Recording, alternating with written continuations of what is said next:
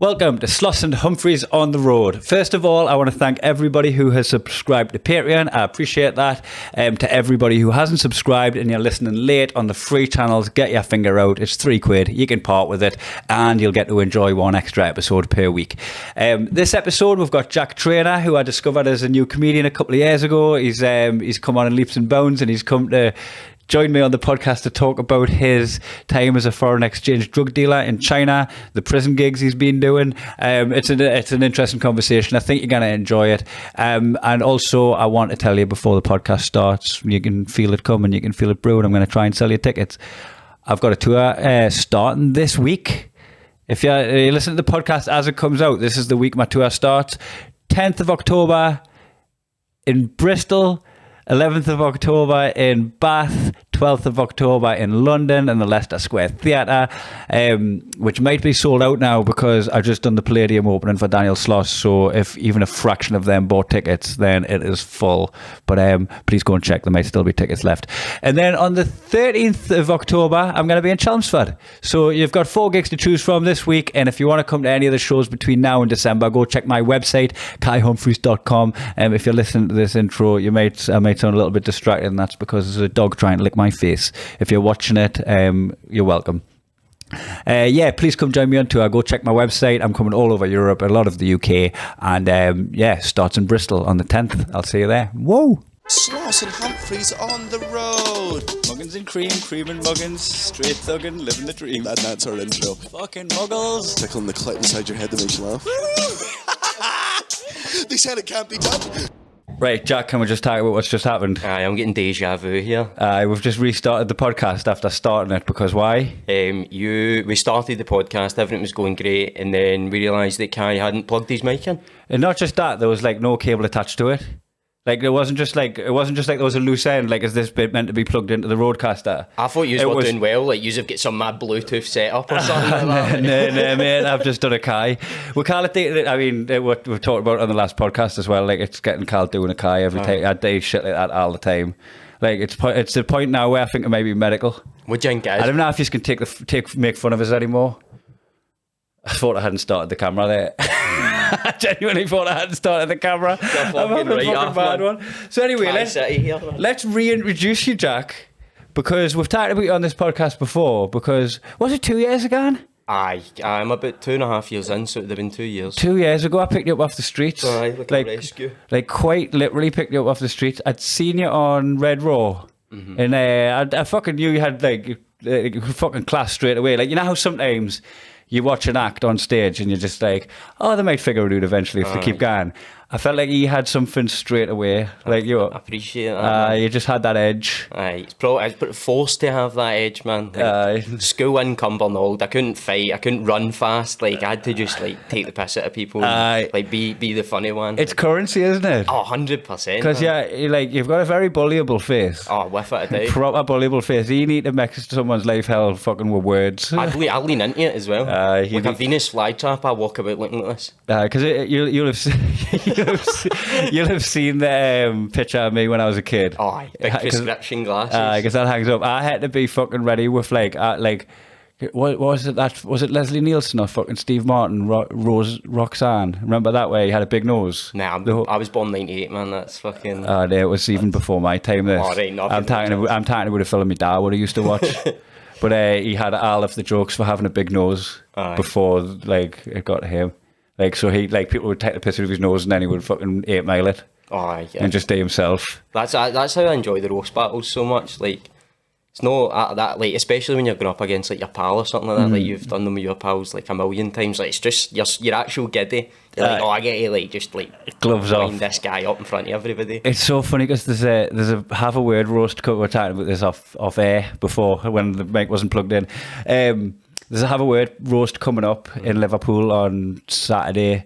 And I can't even get down to watch because it's me London show of me tour. Right. So I can't be there. But like I've been fucking on speed dial for every cunt. Have you? I've been like Littlefinger. Who for? I've been playing every fucking side, man. Like I've obviously Sloss is doing it, so I've been feeding people like I've not been feeding them jokes, but I've been giving them the fucking subject matter. You're like America. You're doing like proxy roasts. Aye. You're like going in with Iran to get them to roast them. It's a proper proxy war, aye. And I'm fucking and then I went round to Danny's last night as if I hadn't just been feeding everybody lines about him and then fucking digging everybody else. Like with him, I've been honestly, I've put my stamp on that fucking roast without ever been there. Just walk away whistling. I've hurt anybody's feelings. Anybody knows it was me. I mean, if you're not even there, it's just like chucking a grenade into them and going like that, man. Yeah, just like heading out the way. So when I say I picked you up off the streets, like, it was almost literal because I'd seen you on at Red Raw, knew your class, didn't even fucking pick up your name. I know, just fucking had like a mental note of that fucking ginger lad with a mullet who smashed it at the open mic. Keep an eye on him. And then I was down in Globe Bar. It was Globe Bar, wasn't it? It was during the Fringe. During the Fringe, 2022, I'd went in early because there was a Newcastle match on. I was there also watching the Newcastle match. And you were watching the Newcastle match with one eye, and with the other eye, you were supporting whoever was playing against Rangers. I'm outing you. You've outed me there. I look like this anyway. I have no chance. I'm fucking outing you on the podcast about you've got a side in the sectarian violence. And it was PSV Rangers, and I think it was a Europa League qualifier. I don't even think it was like the main tournament because it was like would have been in August. So yeah. I thought it would have been a qualifier. PSV, and I remember watching that with you, and it was I think you were in with Colin and Nelson. Which I believe that club used to be the Phillips factory. It was a Phillips factory. It was like a works team and become PSV Eindhoven. That's mental, isn't it? Aye, that's like Spartak, innit? They were sparks.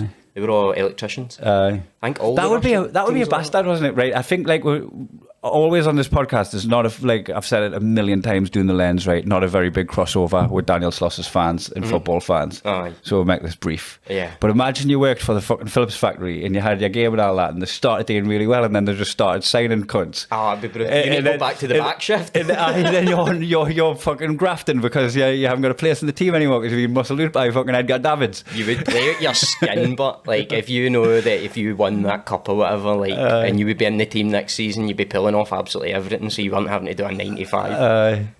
So you were in there fucking swearing at the telly because some Dutch team wasn't doing well enough against your nemesis, and I was like, oh yeah, that cunt from Red Raw, and we started chatting. Then we didn't heckle Cullen that night, did we? But no. we did let him know we were there. Basically, what happened is you were jumping out to meet somebody. I don't know, or going to the bar or something. You were like, can use? It was me. I was with Paddy Linton that night, and then you were like, oh, can you keep an eye on our seats? And I think we just sat down next season, didn't leave.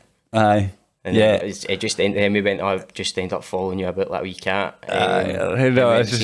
We went to see Cullen, and we sat at the back like fucking like giggling like out of sequence with the crowd. Like I don't know, you mumbled something to us, and I was fucking howling, and it was out of beat with a joke, and Cullen was just like fucking looking at me, shaking his head. What was it again? Was it when he was on? It was when he was on. It would have been Ouija board. He does a bit about a Ouija board. He does a bit about a Ouija board, and you're like, this Ouija's board, which to the Americans, that's slang for Glaswegian. Which I'm not even Glaswegian. I'm like, the Scousers would call me a wool, which basically means it's like you're outside, you're nowhere in the city. Like I'm a G postcode. Oh, so I'm a wool. I'm a Newcastle wool. Oh, Blythe, I'm NE24. Aye. I wasn't born near the river. I think that's like, I don't know, it's not as like, they're really like passionate about that in Liverpool. I don't think anybody cares. I saw two Geordies fighting outside Gilded Balloon during the Fringe on Bristol Square over who was the most Geordie. It was a comedian called John Smith and just some random Geordie lad. And they just started proper raising their voice and pushing and shoving. And one of them was like, I'm not a Geordie. Me postcode's NE1. And the other one was like, I live by the Tyne. You can see the Tyne out the window. And they were arguing over who was the most Geordie, but it was like proper, like 3 a.m. fucking shit. And if they had a scrap, they would have probably been sound in the morning. Oh, 100%. Like that level of just fucking working class, just fucking fighting's part of our blood. Helping each other up, like we're both Geordie. Yeah, you're hard. Like after you've got a nosebleed now, like you're hard, Geordie. Proper coming I of felt age. that punch. You're definitely a Geordie. Sorry for saying that you weren't. I didn't know you fucking punched away a heat. So We had that night. We went to fucking Leighton Live. So I took you backstage in Leighton Live. So you were like fucking open spot. So this was all like, you're just on the fucking like out like a sperm like on the outside of the fucking ovary trying to get into the comedy industry 100%. And just like wheedling. You're just wheedling at different angles. And then I just fucking come in and just kick the hole in the door for you. You just stuffed me in. Just stuffed you in. There you go, cunt. And we went and fucking nobody was drinking at Leighton Live. I wasn't even on the bill. No. I just went back because I knew it would be a bit of a hangout. That was a write-off, man. I remember we get basically asked to leave, and then I was like, oh no, I've fucked that. And they'd always thought I'd kind of fucked it with them, but then they booked me to play it this Fringe, so I was like, that's not... Did he not start filling your pockets with booze? Because it was like, it's a free bar backstage at the Leighton Live, but it's like...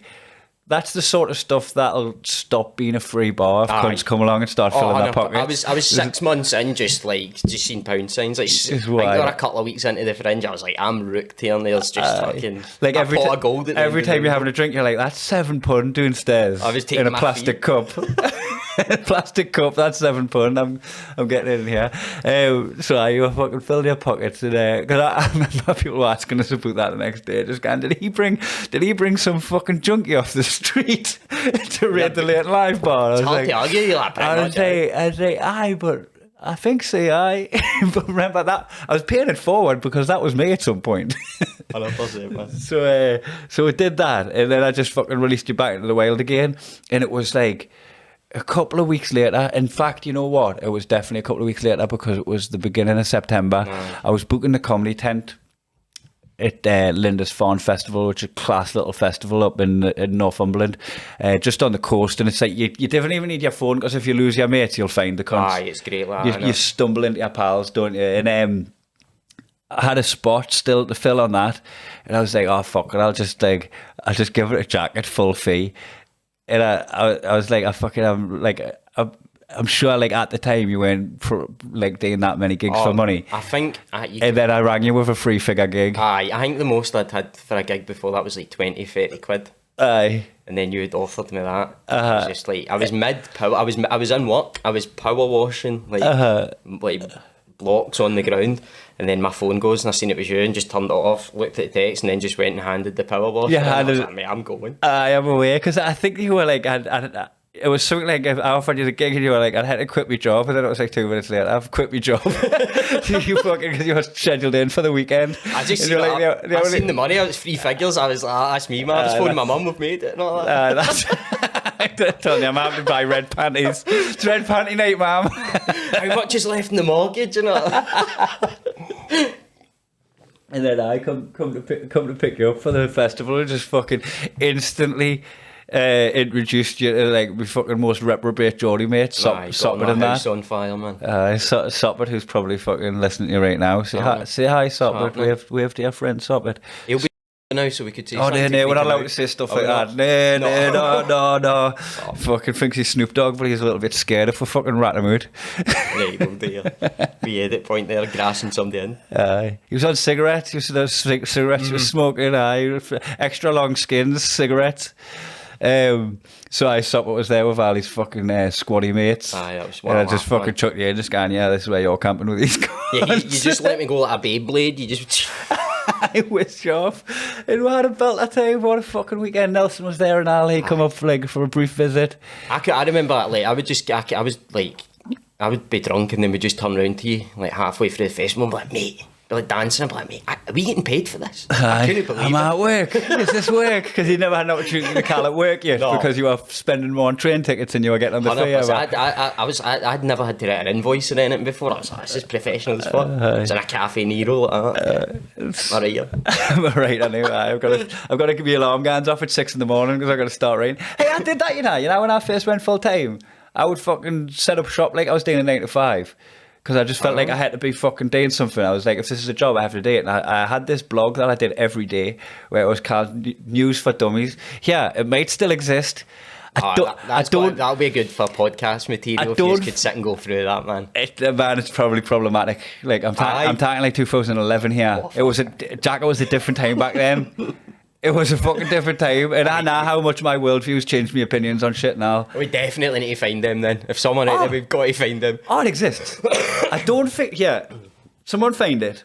I don't think I kept it as News for Dummies for a bit, and then it stopped being about news, and I've done a couple of blogs, because I think in 2014 I posted on the book that I've got, the Inside Daniel Sloss Tour Journal, right? That wasn't a book. I put that together as a book in lockdown. It was a blog. Oh, right. I just put it as a sequence of blogs, and in lockdown I was like, we don't know if we're getting paid anytime soon. Try and fucking just sell your work. So I hadn't started at that point, but I had a few like comedians on Instagram and stuff like that. There was folk doing anything, man. Like Twitch streaming, baking bread, like, cameos. I was lemonade stands. They were a fucking. I was fucking knitting, mate. I was knitting online and fucking auctioning off me knitting. Do you have an Etsy store?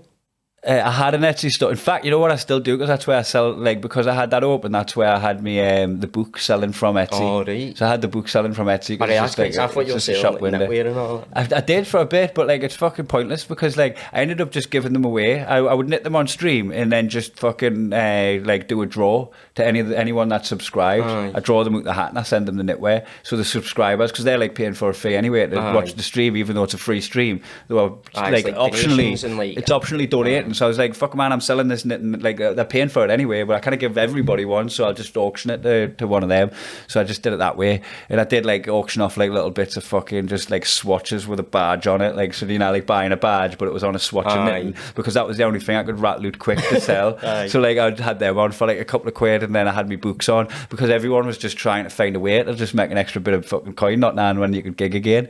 I think I played a blinder doing that, because I always wanted to start comedy.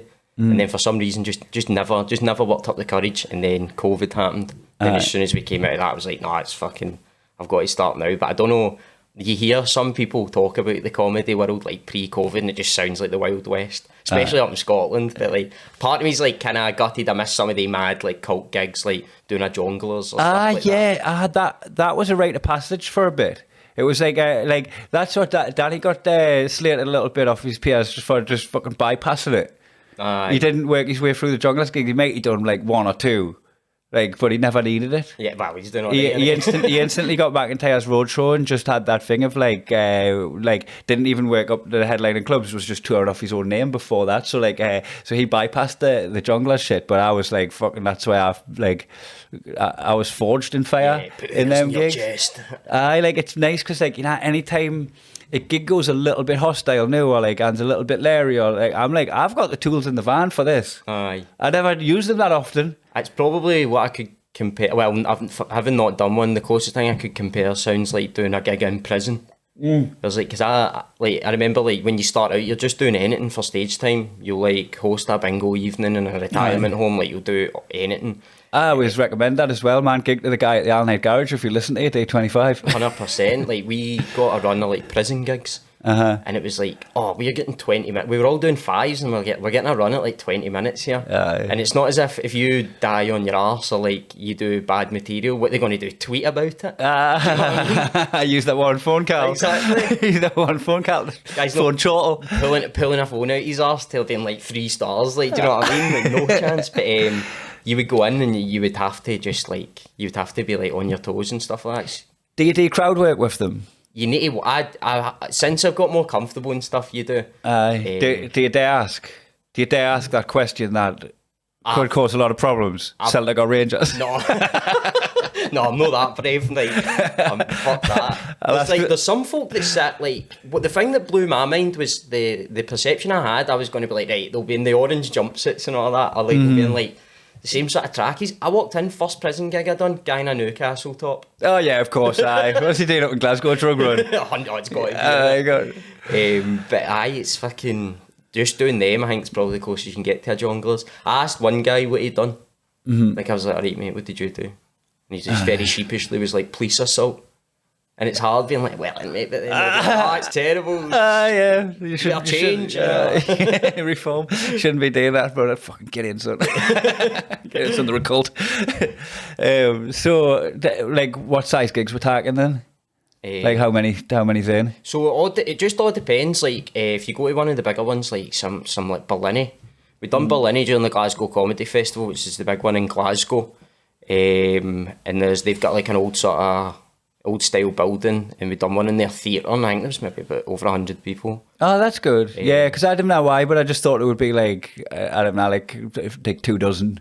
Aye, Like just you didn't want enough for them together to cause a riot. Aye. And like you want like a kettleable amount, like a manageable amount that you could just. But like, there's even if there's not that many, there's like weirdly, I'll always get the intrusive thought. I just go and like, you could all just leave if you wanted to. Aye. There's only like 3 doors. Aye. I've only seen like 6 guards. Is it not like a Prison Break where fucking layers of fucking security to get through and you fucking tattoos all over your body to work out how to get out? You're just like, you can get out there if you want, but you're in loads of trouble if you do. You're fucked if you do that. You probably wouldn't even Shawshank it. If you'll dig out, I think you could just walk out. Aye.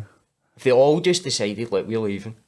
You'd be fucking tempted if it was easy, like, I know. to just go, fuck, I think it's Germany, it's not illegal to try and escape prison. You don't get any more charge or anything like that, because it's like natural, you just want to be free.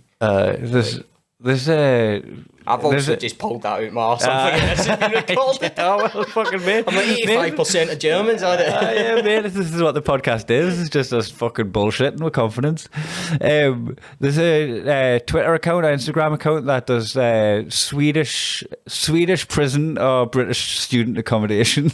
Amazing. And it's fucking impossible to tell the difference. I've seen some of them. They look better than some of the like places you stay starting out in comedy, going to do gigs and stuff like that. Hey, did he not study in China? Aye. Because I mean, you tell us this when we're on drugs. Aye. But I think I've remembered that you went out on like a foreign exchange. It was aye. So I was in school. I went on a scholarship program. So cheers for that, taxpayers. There we go. Don't think you'll get that one back. I'm not going to lie. It's not going to benefit society. Smoking and drinking, I've probably paid it back. Yeah. Aye. So I didn't really know what I was doing at school at the time. I tried to leave to become an electrician and ended up in China. Just the life of handy stuff like that sometimes. And, opportunity comes up. Was it one of them things where you're like, I don't really want to do it, but I can't not? Yeah, they handed out the form and they were like, look, we'll fly you over. You go to the classes. You get a lump sum of money like every month to be there. I was like, fuck it. Sounds like a scam. You end up fucking packing toys for Happy Meals. I know, in a sheen factory, like folding anoraks and all that. I took a bunch of piss take subjects going into my last year at school because I fully intended to just leave. So I think I had home economics. Oh, aye. What do you do in home economics? Because that's is that food? Is that food tech? That's the new, that was your generation's way of calling it food technology, just to get more lads to do it. But you would also do, it was kind of weird looking back now. I don't know, even, this wasn't even that long ago, but it'd be like home economics and it'd be like cooking and knitting and all that sort of shit. Like, you would just sit there like a wee sweetie wife, like try to pretend to your pals you weren't enjoying it. So it was like a trad housewife class. I loved it. It was class. Did you? Could you say trad housewife in a Catholic school as well. So just nice, stitching things and then they're like, don't use condoms.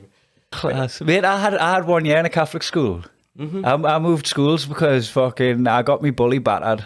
I'm sure I've told this story on the podcast, so I'll abridge it. Me bully got battered off somebody from upper 6. I've heard that. I've heard. So the year after, you met the lad that chained me bully. He was at Lindisfarne. I lit up because I was like, you chained me bully to Mala Brown. I remember that. Yeah, you've seen the lad that did it. So he chinned the bully. He still hangs about you, isn't he? You employ him as like your security all through those days. Just goes about chinning. Hard cunt him as well, like big lad and all, but like also like martial arts, but big and equipped. And he fucking kicked this lad all out, and Andrew Winters was the lad he chinned. I remember standing over fucking Andrew Winters like fucking Smokey or Friday, like, you got knocked the fuck out. Like Paul Heyman and Brock Lesnar. I was fucking Billy walking around school for the next year, and then it was the year after. I was like, fuck. Mala's gonna be gone, but Winters is still gonna be here. I'm fucked. And I played football for a team where a bunch of my mates from the football team were at St. Benedict's. I was like, I've got pals there. I could just go in there. And I went to a Catholic school. Man, gone from Ridley High School, where like if it was in America, it would have had metal detectors. Aye. To like a Catholic school where like people say grace before the lessons and all that. It's fucking bananas. Like, I felt like I couldn't swear in that school. I was like, I have to change my personality completely. Some of because they would get you to do a lot of the Jesus stuff. I remember they would make you pray after lunch, and I sort of checked out with the whole Catholicism thing because you would thank God, and you were like, why? Eileen, the dinner lady, made it. The fuck am I thanking him for? Did you struggle with that concept as a wee boy? Like? And this is going to sound nonsense coming from a 41-year-old, but the lasses were hotter. What you've got to bear in mind is I was their age at the time. I was their age at the time, Jack. But the Catholic... You're going to find that and couple up with your old blog post, and this is it. Done. Catholic schoolgirls are hotter than neddy teenagers. It was just a pop. I got expelled from that school. What for? I was one of the fucking nerdy kids in Ridley, and it was just a number of things. They asked us to leave more than got expelled. It was a number of things, but the straw that broke the camel's back is I started a food fight on the bus. So the bus to school, I had fucking... A food fight in a Catholic school? You just frisbeeing holy bread? You know what? I wasn't even wasting food. I was fucking using the 19 pence hair gel that you'd get from the corner stores, we always called it. We always called it back then. We called it corner store gel, right? It would fucking scoop it out and just fucking lash it on people, and then people never were just... getting that out of anything either. People, everything's just rock hard for fucking... And so people were just like rummaging through their bags for shit to throw back. So like fucking Catholic school, where's me fucking fruit salad? And fucking every cunt pointed the finger at me. He started it, and I got wheeled in for that because I remember all I had in my fucking pocket was my bus fare home, and I barely took a bag to school. I would just go in fucking. I'm here. That's I'm enough. here. I fucking check. Has anyone got a pen? Like that's what I was like in school. I was fucking. I'm all surprised, man. Like. I was similar. I would always I would have stuff, and I'd be like, right, here we go. Starting the Monday, by the Thursday, it'd be fucking everything chewed and missing. And by the end of class, you've just got all these folded up bits of paper in your pocket because you got anywhere to put your fucking homework and sheets and all that. So I remember I had like my fucking bus fare home, and I just spent it on sweets and whacked. I walked back because it was in a different town where I moved schools. It was just like fucking Bedlington instead of Blythe. Just imagine you like hiking home with the wee hobo, like the wee stick and the bandana at the back. Yeah, like we fucking tour poster. That's we tour poster with a bindle. I couldn't remember what that was called for the life of me there. Gallivanting. No, the bindle. I didn't know what that was called when I knocked it up when I made it. I'd done one of my fucking moves. With a fucking like I did at the beginning with a cable there where I couldn't find my fucking phone for the life of us during that photo shoot, and I thought I'd lost it, and I'd fucking just put everything that I had in the bindle. So I was I was looking for my phone, going, oh fucking, I'm trying to leave. I'm like, I don't know where my phone is. And then I found it in the bindle, and I was like, and my car keys, and my wallet, and like fucking all literally my worldly belongings in a bundle. And I fucking spent like fucking 10-15 minutes in the studio looking hollow for my phone before I opened that.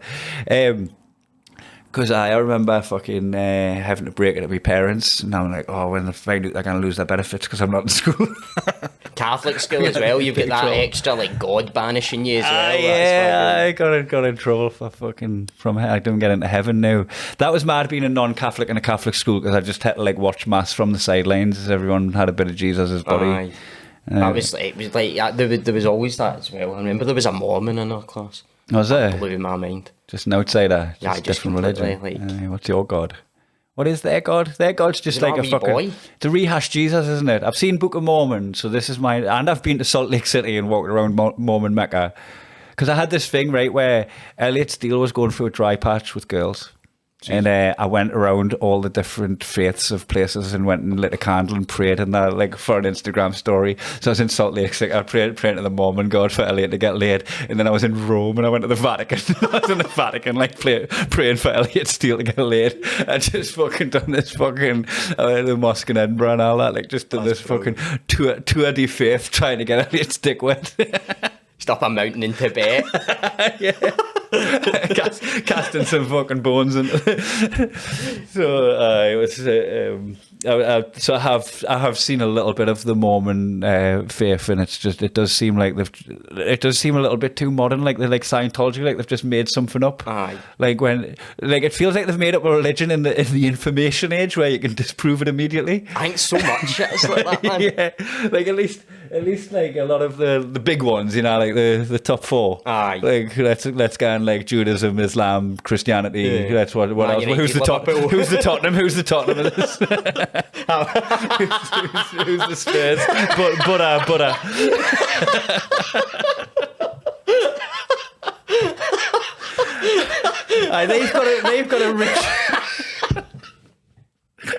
They've got a rich enough history for you to just not question it and go, look at Gans back. Look, before we started taking records, she's fucking formed this religion. But anybody like Scientology going, no, we can check that. That's on Google, that. No, but look at Sheffield. Is it Wednesday? They started in the Prem and then went bust. So you never know. Oh, like a Nottingham Forest. So that could happen, but with like aliens. Like if aliens came down, I think a lot of their religions would go like fucking Gretna and shit like that. They'd be bust. My dad's leaning into the fact that we're seen here by aliens. That like he's reading some books by this author that like I don't know if he's just like an author in the same way that I am when I wrote that sequence of blogs, compiled them into a book for the. So he keeps like quoting these books like it's the Bible. That's amazing. It's all the Anunnaki stuff. Mate, I'm into it as well. Like, I'm gonna read it, like 100%. Okay. Like, it's like I'm always like, who knows? Fuck knows. I just think it would be cooler. Do you know what I mean? And I'm trying to get him to like I'm really interested in that line of inquiry. Like, man, if you're gonna fucking lean into some belief system, fucking have a cool one. Aye, flat Earth. I respect the flat earthers because it's just so mental, and there's just so much evidence pointing at it being wrong. They're just like, nah, listen. Listen, like that, like, you've got a lot to learn. You'd roll off if it was round. You'd roll off. So I was like trying to go, like if you're interested in that line of inquiry, like Adrian Tchaikovsky has got a fucking Belter trilogy called The Children of Time that like that is essentially just a thought experiment about that idea. And then like there's the fucking, if you want something a bit more lighthearted, the fucking We Are Legion, We Are Bob fucking saga's like a really good like seeding intelligent life and studying intelligent life from like a science perspective and all that. And he almost like pushed it aside, like, no, I don't want fiction. Like, man, he's I mean, it's all fiction until like the Bible's fiction. Like it's all like you can believe it if you want. There'll be a mothership in the sky one day, and you'll just get a phone call, and they'll be like, I fucking told you. Yeah. I'm like, but broken clock. But I mean, like, I think it's almost foolish to. Like, I don't want to be this podcast. I really don't want to be this podcast. I don't. It's foolish not to believe in aliens. It's foolish. Like the universe is so vast. It's foolish not to. So like, if you're gonna go and buy something, that's the one where you can. There's a fucking semblance of like. I mean, like there's no doubt that there's something out there. So like at least with that. But when you're talking about like intrinsic gods that are fucking everywhere, all seeing, omnipotent, like I've got too much doubt on that. I know. There's 100% doubt on that. I check out with the sort of like there's politicians that are lizard people and all that. Like, but I would love for nothing more than that to be true. Like, you just imagine Keir Starmer like addressing the press and then just like and he's just got a big tongue. He's like a space lizard. Yeah, I was like fucking that. I mean, repeating old ground. Fucking Mark Zuckerberg is almost living proof that the lizard people are running shit like that. That cunt is like, oh mate, it reminds me. I gave blood 2 days ago, but I had to sign up online and I had to fucking click the box that I wasn't a robot. Like if I was a robot, I wouldn't be giving blood. Like it'd be oil. Some cunt's getting an oil change. I clicked on 3 bicycles and now I've just given some fucking what do you call it? Brake fluid. Oh man. So anyway, robots full of brake fluid. So they're full of, right? You're confused with the Tin Man. So yeah, if he had like, you've got to have a religion now, right? Fucking pick a faith. It doesn't have to be one of the existing ones. What the fuck is going on? What do you think's going on? If you had to like pin yourself to if I had to pick one, what's going on right now? What like being alive? What do you actually believe in? What do you want to believe in? Being sentient within your body. What the fuck is happening? I think we're just like a experiment in a petri dish. Do you think so? I don't think it's. We're being watched. Maybe. We're being witnessed. I don't think it's as like Matrix. Like we're like 2 minutes away. Feel like it's a simulation, bro. I had an idea that like it was, when you die, your pineal gland ruptures. And that's like fucking gives you like, it's the dream chemical, just comes at you all at once. It's like DMT shit, So when people's life flashes in front of their eyes and shit like that when they die, like that's just like the fucking DMT trip that you're having from when your pineal gland ruptures, right? And when I've had an experience on that from smoking it, I've always been like kind of like a time dilation where I felt like I've been there a lot longer, but it's only been 5 minutes of real time. And I think that when you have that trip, when you die, you're locked into like a relative infinity because you're ODing on that chemical. So you're locked into that. And even though it's like a fucking split second before the fucking doctor's checking your pulse and he's dead, tag him up, put him in a bag, right? You've just had a relative infinity locked into your brain that compared to what your like perception of time is in your lifetime. And if you've lived and passed your own standards and passed your own judgment, you're just going to have yourself a nice trip. Ergo heaven.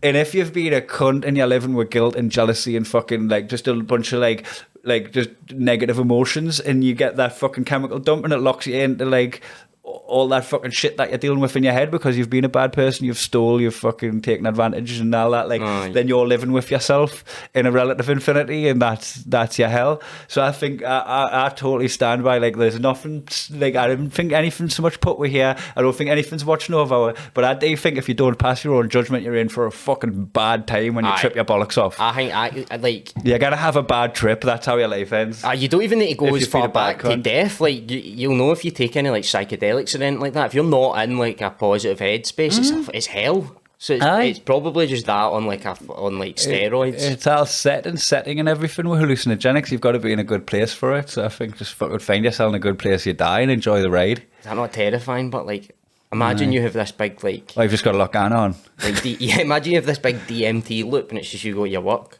Just anxiety dreams. Yeah. Got the tour coming up. Losing your teeth and falling for the planes and all that. Yeah, it could be. It might just be as little as that. I'm talking about passing your own judgment on the greater scheme of things. It could just be that you're fucking anxious about like your parents coming out for Christmas. Like it could just be like fucking something's up ahead where you're just like, oh, I hope everything goes smoothly. Then you're fucking stuck in an anxiety loop. Brain's mental, man. Like you get like, it's just like when you take things like that, like everyone can be taking the same thing, but then just experiencing something completely different because they're in like different headspaces. So, like, it's so interesting. They're doing a study now where they're like consistently like drip feeding people DMT, and they're trying to like map it out. Yeah, like the place where you go, where your brain, like the part of your brain that opens. Like I was talking to Dean Coughlin from the Mile High Club, and he's got this theory that like the trip that you have on like acid's always there.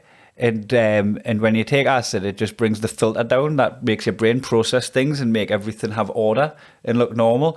So you know, like an example he used was we were looking at a bit of carpet that was like squared carpets with stripes going different ways for each square, but because it's got that optical illusion, it starts like shifting around and moving in your eyes, and if you look directly at it for like so long, it starts like wiggling around and shit, and you're like, that's always there, but your brain just does a really good job of like fucking ironing everything out and making it palatable, so you're not like living in fucking wonderment at everything. That would explain like the visuals, but also how you like feel stuff as well, like the oversensor euphoric. Yeah, like, it might not just be with what you're seeing, it might, like you said, it might just constantly always be there and you just tap into it. You're just getting the fucking, like, you know, when you're like watching like playing a computer game, what you're seeing is the visual graphics of the computer game, but what's going on behind it's like all that fucking coding and shit. And like you're basically just seeing all the fucking coding.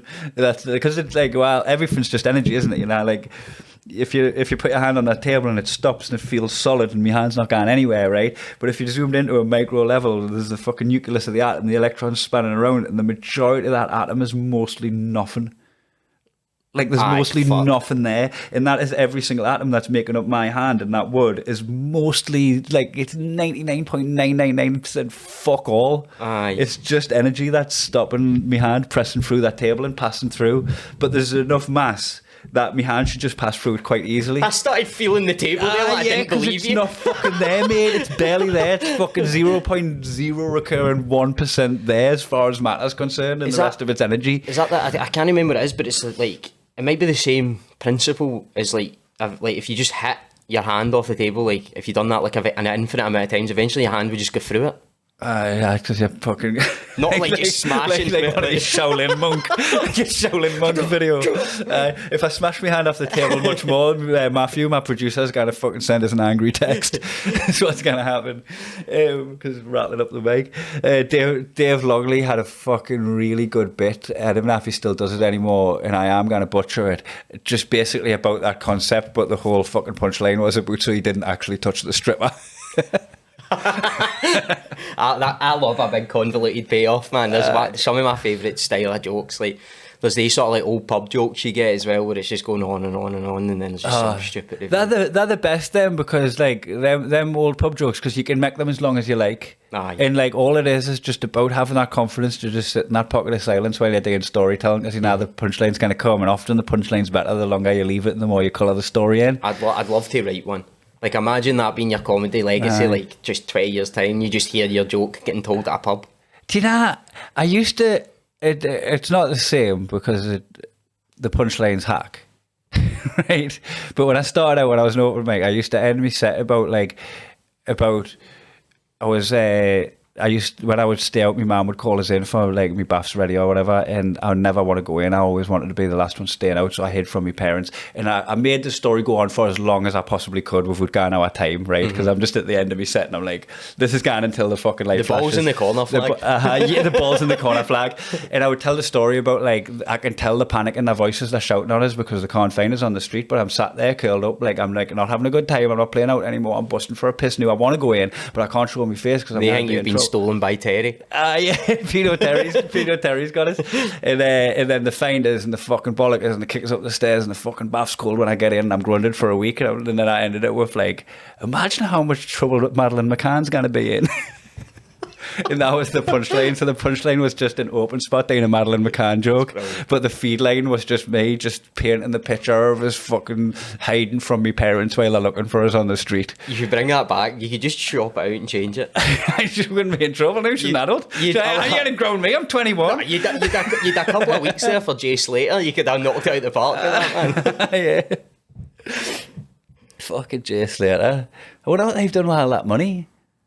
Oh, They raised a canny bit for him. What did it come in at? I was thinking about doing it, pay for next year's Fringe. Fucking hell. You could have saved Kieran Musgrove's life for that. They weren't raised. That was like the boxing efforts. They made nearly 100,000, didn't they? You couldn't have been. It was ridiculous, man. And the mother went out and had a holiday. Oh. Is he alright? No, he died. You daft cunt. You daft cunt. It's honestly my favourite thing to do is fucking hear about someone's traumatic death and then fucking ask if they're alright. Is he alright? Is he alright then? I fucking do it all. I do it all the time. I rarely land one. I'm glad we're all recording there. You meet hook, line and sinker there. That fucking that makes up for us not plugging the mic in. Oh yeah, mate. I definitely want to get back to let's. There's some loose ends we need to tie up.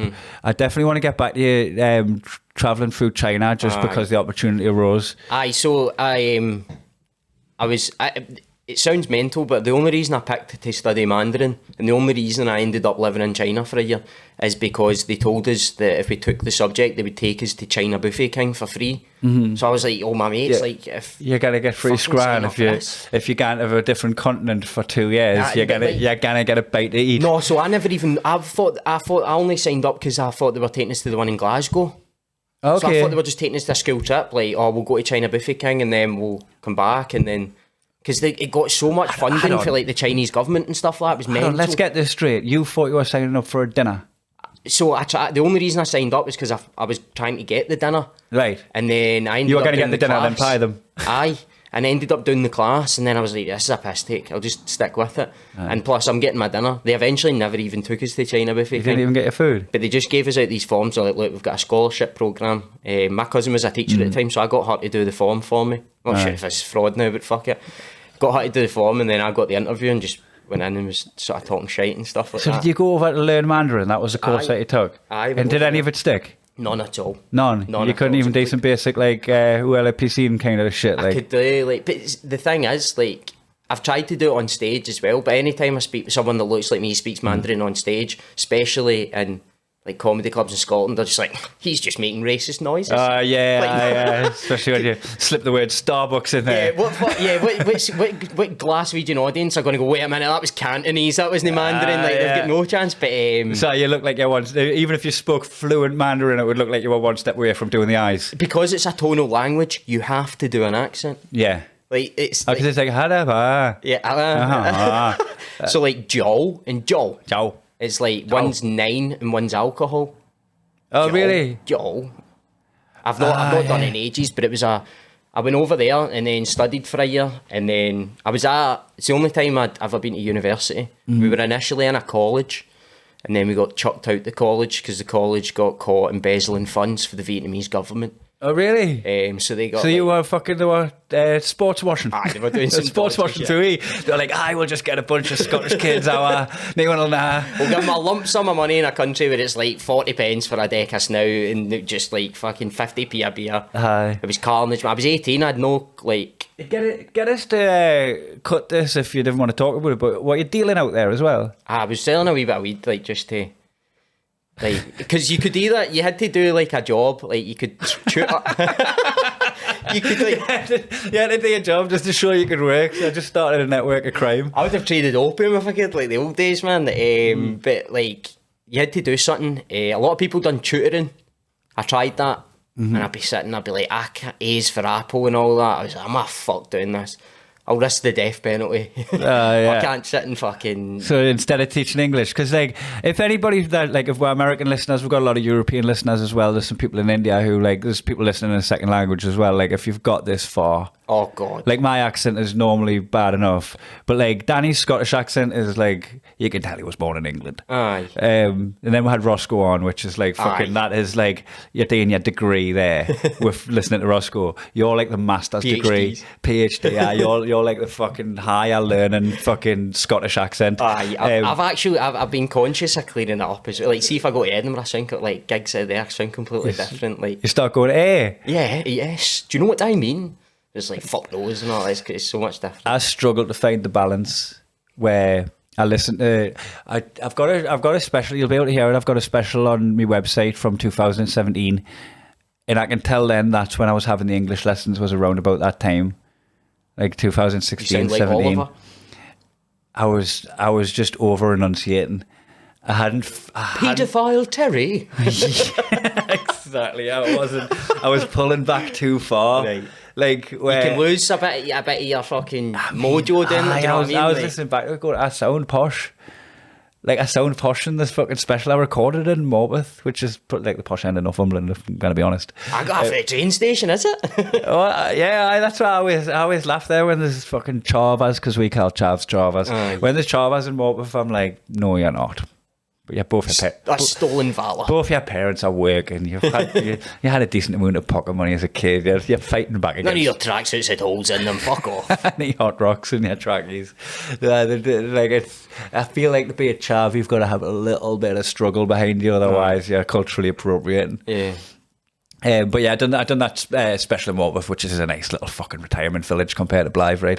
And I did, like, I listened back to it, going, I don't like sounding like that. That's not me. I'm not listening to me there. That's me. It's alright if you got a wee BBC Radio 4 breakfast number or something like that, but for the special, you've got to fucking... That's funny listening to Kay Kurd on the BBC Football Daily, because he sounds totally different to what he sounds like when he's doing stand-up. I've not heard it, but he's good, man. He's brilliant on pod. I've heard him on a few podcasts. He really, like, it's almost like he's doing a really good impression of a podcast host, and that's exactly what he has today. It's like, but I'm like, when I heard him on stage, I thought he was a lot rougher than that. Aye. Because he had like a bit of a persona accent where he was a little bit more like fucking streets of London, and I'm just like, man, he's just fucking hard pivoted into like well spoken.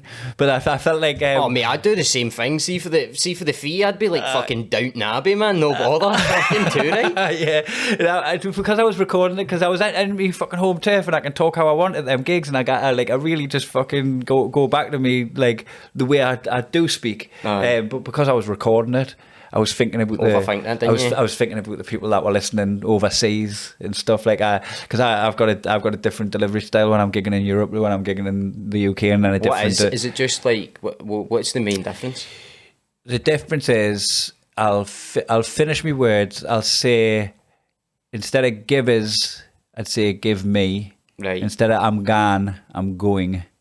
So it would be like this: going in Europe, going in London, gone in Newcastle. Right. So there's like the three versions of one word. Going, gone, gone. Yeah, And then like, when you get to Scotland, it's just... And if you get any of them wrong, it's off key. If I say gone in Europe, they don't know what I've just said. If I say going in Newcastle, they're like, who the fuck is this cunt? I've never even tried, because that's just the wee nuances like you don't even think about. Yeah. So it's like being like us and having like real regional dialects. Yeah. It's something that you have to really fucking work on to have any reach in this job, because we're working communication. Aye. We're in the communication game. We're communicating our thoughts into words to a crowd, and like and you have to do it well. On the flip side though, I feel like doing these roast battles, I've been getting away with murder for some of these, like some like bog standard lines that I think, because they're American and hearing it in like an aggressive, shouty Scottish accent, like Yeah, aye. Oh, it works both ways. Do you know what I mean? It's a bit different for a set, you would never want to lose it. No. You'd still want, even when I was like trying to complete my words to be understood, I still wanted to have the Geordie like through line. I feel like now, fucking 16 years on, I'm getting closer to that point of being understood and being myself. But I think that's also like just the way things are going, is it's becoming a lot less London centric with stuff going online and stuff like that, and less reliable on the old media, where they would only go for like sort of one avenue, where everyone is sort of from the same place, well spoken kind of thing. It's because anybody can just like whack a camera up and start talking shite in front of you now. Like it's opened up doors for people maybe would have just, I don't understand that guy, I'm going to turn it off, but like will tune in and listen to it if they think like, they've seen their clips before. They're good. Like the Northern Irish accent's one of the worst. Sorry if there's any Northern Irish people there. I feel comfortable saying that as well, because like where I'm from's terrible as well. But the Northern Irish comedy scene's absolutely fucking booming, and they've got eyes for like all over the world on them as well. And like, they're still absolutely smashing it. Funny fuckers as well, man. I love all them comics. Like they're fucking class. Aye, it's meant like. I always like being nosy and like googling the venues that they're doing, because they'll just post like hi, I'm here next week, and it'll just be like 2 dates, and you're like, and you go on, it's a full blown fucking like arena. Yeah, they're fucking massive, aren't they? And really funny fuckers for like, you know, having a pint at the Fringe, like in an artist bar and all that, where like, you know, you'll have that little fucking undertone of fucking networking and fucking suits and all that going on, and then you'll just have this fucking corner of really fucking funny Northern Irish lads, and I'll just fucking go and pull up a seat there and just have the best laugh with them. Like, they're always good part of them, man. Mickey Bartlett's done this podcast a couple of times as well. Like he's one of the funniest fuckers alive. That man, like William Thompson as well. He's funny. Paddy McDonough. I've seen him in Glasgow as well. And seen Paddy McDonough in Glasgow. Aaron McCann as well. Like fucking what a funny cunt he is. He's great, man. There's so many. You know, Colin, that's where do you not start there? I've just remembered something about Aaron McCann. I want to try and get this fucking story right, but because it was one of them where he was sat, because he was just being a punter with his mates at Spank. Remember Spank? No. You love it. What was Spank? Like if anybody said Spank on stage, the whole audience shout, "You love it!" And the title was called. It was a late night party gig at the Fringe where James Loveridge and Abergoliath. It's been like alternating hosts over the years, but like. There's been some kind of residency hosts over the years as well. And basically, everybody gets up at the beginning, they get everybody on their fucking off their seats, they play jump around, get everyone fucking jumping, get them do a couple of shots on stage, and just start the show like that, like a fucking big party. We're having it. And I was co-hosting it as a guest host, and Aaron McCann was in the front row as a punter with his mates. He just come to the Fringe. He was like, "This is a belter show, come there."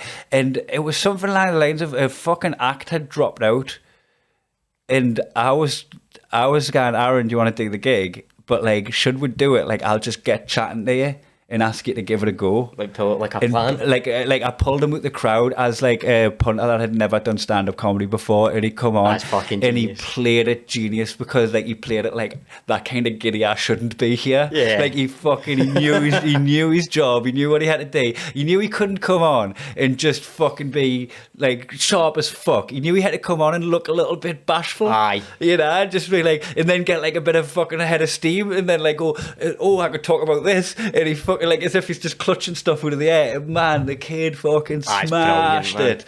He's like, brand new. He didn't even know I was a comedian. I just got talking to him, man. Found out he was doing like a work in progress at Monkey Bar and stuff. Just get the beers in and stuff. He's brand new, man. You know, the first time I met him, it was I was doing this.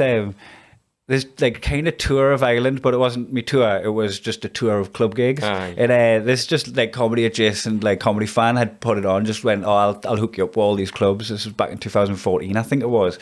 And he was like, I'll just try and find you places to stay in each spot. And then he was like, oh, this young comedian Aaron McCann said he'd put you up. So he come to the gig. I met him that night where I had a couple of drinks and went back, and he lived in student accommodation where the middle like common ground is like a couch and a TV and a kitchen. Aye. And then there's doors coming off it into people's bedrooms, and he was on one of the doors and I was on that couch, and he gives a blanket and put us on that couch, right? And I woke up to hearing somebody going, there's a man asleep on the couch. Did you kid on to still be asleep? Yeah, You've got it. You can't be like, oh. Does anyone know that man? Because it's like people in their like late teens, early 20s, and I would have been like, I would have probably been just in my 30s at the time. Someone's dad's fell asleep. Aye, this One of the lecturers has fell asleep.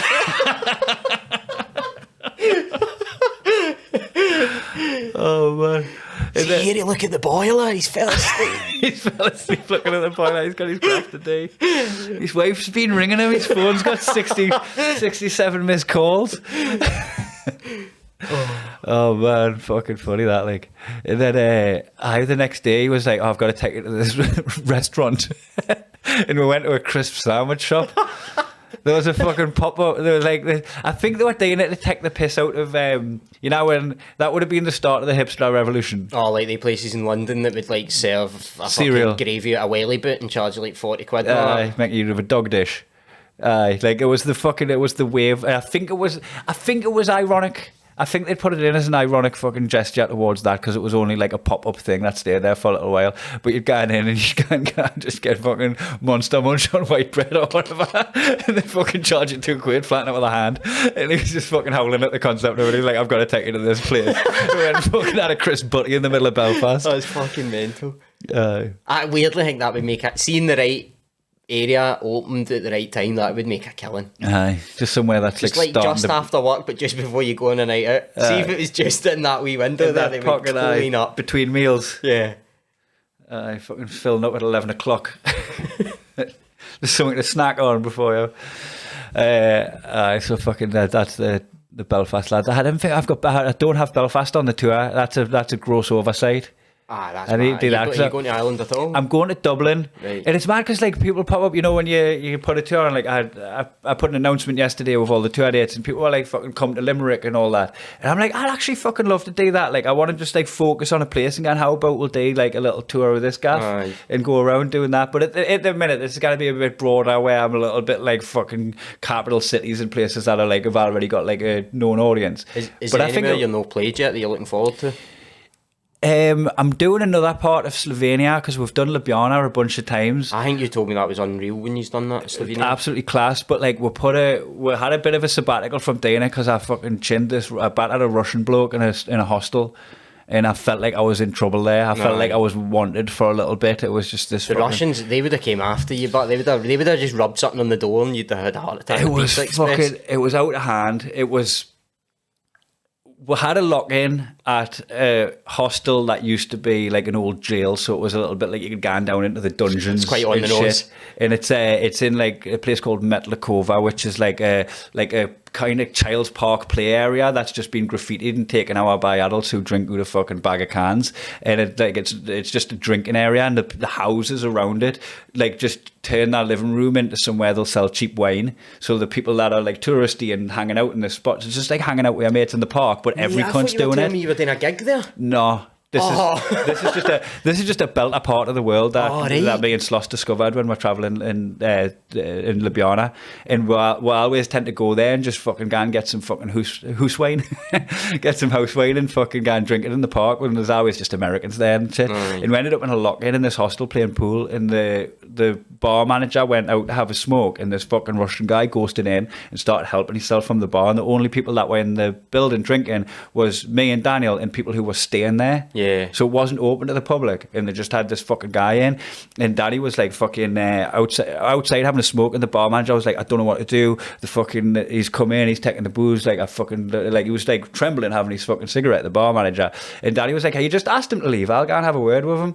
And Danny just went bowling in, asked him to leave, and this fucking guy just fucking like made a big line to close the gap with Danny, and I just fucking killed him there and then. Just fucking smashed him in the face, put him down on the floor, and then it was like, we should probably go now, and just stepped out of his body and left. And we went to the fucking hotel. Well, pickup was like 6 a.m, but like every car that came by the hotel, we were fucking looking out the window. We didn't get in bed. We're twitching the blinds in the hotel, going, this fucking guy's not like. He come in like he had fucking swagger, like just helping himself at the bar, and I fucking just left him on the floor. And you hope he's pissed and he didn't remember it. We went a little while before going back to Ljubljana after that, and then I'm going there again, but I'm also going to do Maribor, which is the other side. So basically, I went to watch England, Slovenia, and Cologne during the Euros, and the fans were like MK Maribor. I think it might be like a Rangers Celtic thing going on with them fans, but they have to watch the national team together. Whereas right. So I think Maribor and Ljubljana. I'm not entirely sure of how like divisive. I don't know. I'm about to find out, but I'm going to go to the other side of. I'm going to get to the other side of Ljubljana. That's a territory that I've never done before. This is like we've done that many territories. These are the kind of like when you get anywhere you haven't been, it's always going to be somewhere really niche. I'd love to unlock South America, and that would have to be Sloss's tour. Like if he can fucking find the right promoters like we did in India to do South America, that would be like us just fucking like ticking a huge box. Yeah. That one. That would be insane, man. Like, even like just the crowds there would be unreal.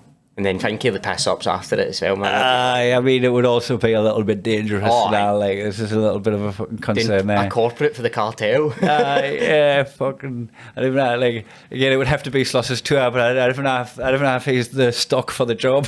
You may need someone a bit more fucking battle hardened. And he'd be fucking classic there. He's got a fan base out there. That's what we know already. He's got a fan base. Does he get all those comments? Come to Brazil. Argentina's a big one. Is it? Argentina's a big one for come to Argentina. Is it a big English speaking scene? Or do you know? Don't know. That's like because that's like fucking a lot of the time we've like tapped new markets. When we're not sure until we're gone. A lot of the time, like especially in Europe, like Dylan Moran and that had gotten there first and done like Jimmy Carr and Eddie Izzard. There was like you could count on one hand of comics that would like had been to some of these territories, but some of them have been like fucking first ones over the like just finding out what it's like there. A lot of places. We just do somewhere like Mongolia. Yeah. Somewhere completely mental. There was actually when we were doing the gigs in Hungary, the promoter was talking about like, thanks, mate. This Ouija's bored. We're doing the gigs in Hungary, and the promoter, I was like, I'd love to do like a documentary where we go out and do gigs like east. I'd love to go out east and do gigs, and I was like, I don't even know what's east of here. There's it like in China? Is east of Hungary like? And now you've got Georgia, but then is it like Turkmenistan? No, like that's a bit further, I think. What's out east from Hungary? Is it no just... I think it's getting into like the middle ground between the Middle East and Europe. What's that? Like that? The Balkans, no? No, because I'm travelled enough to know exactly the geography of this, but I still don't. I think the Balkans are just south and slightly west of Hungary. That's shrugging while I'm saying it. So out east from Hungary, like I said, Georgia, and then I think it gets into like let's look at a map. Let's everybody just do it. The podcast ends here anyway. Let's all end the podcast and go look at a map and see what's out east of Hungary. Or an atlas. Go a wee throwback. Dig out an atlas. Get an old atlas out. Yeah, and I'm a flat earther. I can only read it off a flat map. Otherwise, what's this fucking hocus pocus that you're doing here with this globe? Right. So, have you got anything to plug? Get yourself to prison. Jail. I'm gonna do a show at the Glasgow International Comedy Festival in March. I'm not sure where that's going to be, but Jack T Comedy on Instagram. I'll post about it there when I've got that sorted. Great, spot on. So same at the Comedy Festival, and you've got his social media handles. So go and follow Jack and enjoy him at a show. Thanks for having us on, man. Cheers, mate. Thanks for coming.